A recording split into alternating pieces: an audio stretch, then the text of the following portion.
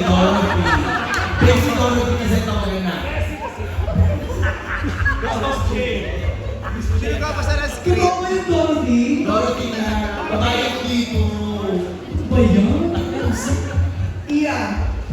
Magandang gabi po. Aray, lambak ha? Magandang gabi po.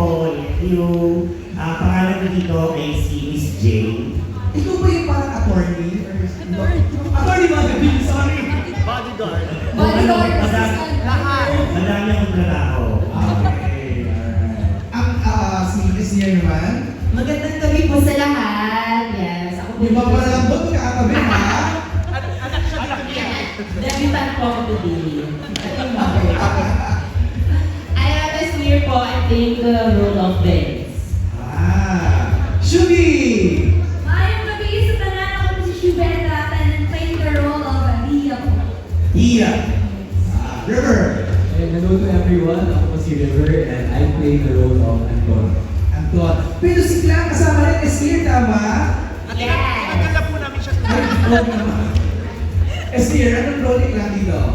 She's playing the role of Yaya Maye. Maye. Maye. Babae. Mom. Maye. Brent. Magandang gabi po sa inyo lahat. Ako po si Bren Manalo and ako po si Marlo sa Morning Mother. Isa sa mga borders ni Mother Bird. Ika. Ako naman po si Lina Salamanca. Magandang gabi po. Ako naman po si Bea Santos dito, medtech student and boarded din po ni Mother too. Yan. Si Marky. Alam ko sa I'll be section playing the mother of Nadine as Mila.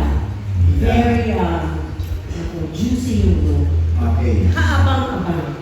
Anong last name ni Mila? Hindi naman Vayas. Weird. Ay! Galing. I love it. Miss Shanda. Good evening, everyone. I play the role of Mustia Isidro, social worker. Ano na? Oy, Hindi. ano mo, judgment tayo. Ayun. Kaso. Mamaya. Mamaya. Sa inyong role. I love it. Nakita mo lang mukha ako, alam mo na kagad, masukit agad. Masungit agad. Pero ito ka lang ito. Pero yung tayo mukha ako. I love it. Mamaya, pag-usapan natin eh. Lucas!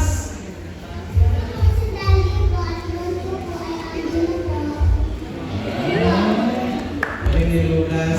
Si Hi, good evening po sa ating mga kaibigan sa press. So happy to see all of you. Ako po dito si Mama M, ang mamamamahan ng mother ng lahat na si Mother Twinkle. Nads? Ako naman po yung role ko po dito as Mara Jesus ng Pasig City. Kasi ka beauty queen, right? Yes, Ito mo rapa nga, di ba? Sabon! Sabon! Sabon! Sabon! Ba't may sabon agad ng beauty queen? Siya rin daw. pressure naman doon, bayaran naman rin.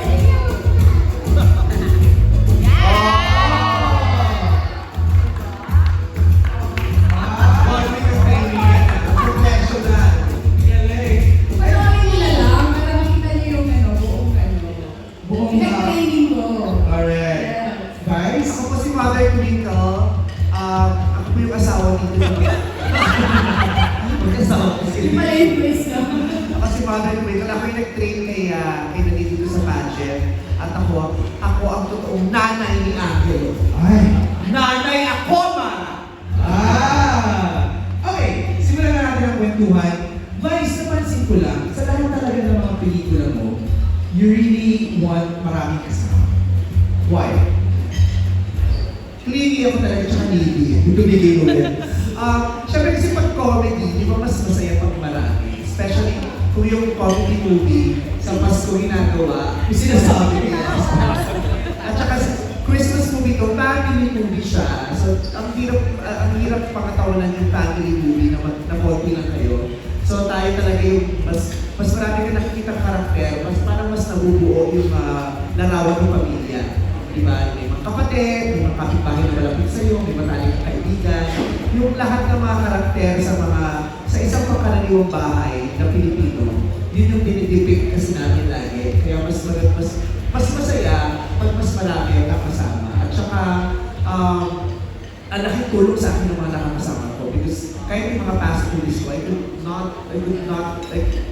have done those movies successfully. Ako lang mag-isa kung wala akong katulong na mahuhusay ng mga kasama ko sa pelikula.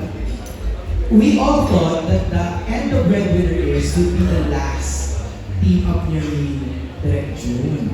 Parang alam namin, parang ay baka one time tinry lang, ganyan. Paano kayo napa-oo? Sino tumawag kanino? Paano ito nabuo? Hindi pa natatapos yung The Breadwinner is nagmamakaawa na ako sa kanya. Huwag akong pabayaan, sumarang muli ako sa susunod na sa kanya. Sa ganun niya, Direk Yun June. yun!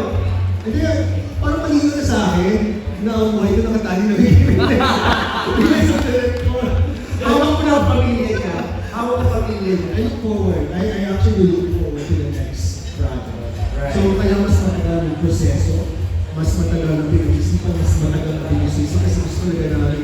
Siyempre, hikita mo ano yung nagustuhan ng mga tao sa Breadwinner. Si Nadine daw ang sabi sa akin, narinig lang yung vice ganda, yes agad eh. Oo. Hindi pa nga sinasabi sa akin kung ano yung role ko. Sabi lang sa akin na gusto nilang mag-push ng project sa'yo kasi mo sa akin. Sabi ko, game po. May sobre kasi agad yun. Grabe! Pero Nadine, kung sinabing mother, Depende naman yung style nila. Pero kasi, hindi pa sinabi yung role. So, parang a few days later, kung kinuwento sa akin kung ano yung role, or sinabi pa lang, nabigay pa lang ng hit ng mother yung role. Sabi ko, parang nakaisip ako, wait lang. Hindi, pero gusto ko mas ano talaga, mas nanaig talaga yung gusto kong makatrabaho sa atin. Sabi ko, hindi yan, kasi iba mayroong parang, hindi naman culture, pero baka maisip kasi na ma-typecast ako sa mga ganong klase na roles in the future. Sabi ko, I Yung don't parang know na. tumanda, di ba? Yung pinipigil eh. Kaya pinipigil yung magnani agad kasi baka tumanda yung tingin dun sa kanyang style. So, kung may isa ka, di ba, you always want to be young. Oo. pero we know Nadine as, progressive actress eh. Hindi siya Versatile. Oo eh, hindi siya takot, right, Nats? Yes, tapos, as in, wala, hindi ko na talaga inisip. Sabi ko na lang, game po, gawin na sa campus. Kasi sobrang excited ako maka-work sa Activize. And, fun fact, yung first movie ko talaga, si Activize ang kasama. ko. Which is Petra Macabayo. Ayun. 20... Tagal na pala. 16 years ago. Wow. So medyo full circle moment. Exactly. So, hindi pwedeng hindi ko makakatrabaho sa Activize. Sweet, ikaw naman, when you got the call that you'll be working with them. Siyempre na-excite ako, nagawa ako ng bonggang-bongga. I was supposed to do a series for ABS, yung Roha. Tapos sabi gano'n, nauna yun, tapos nung pumasok to, sabi ko, di ko, gawin natin pareho. Why not? Kaya naman, di ba? Eh biglang yung Roha, parang sabihin ko, gagawin lain.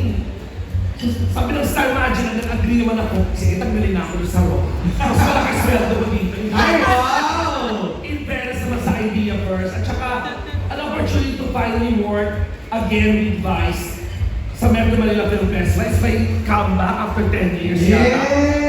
Sa Metro Manila Film Festival. At saka, nakapagtrabaho na kami ni Vice, Panta, sa Metro Manila Film Festival. Pero, behind the camera pa, I was the creative producer of The More the Merrier, ni Vice tsaka ni Ann. So, ito first time namin na magsasama sa Metro Manila Film Festival.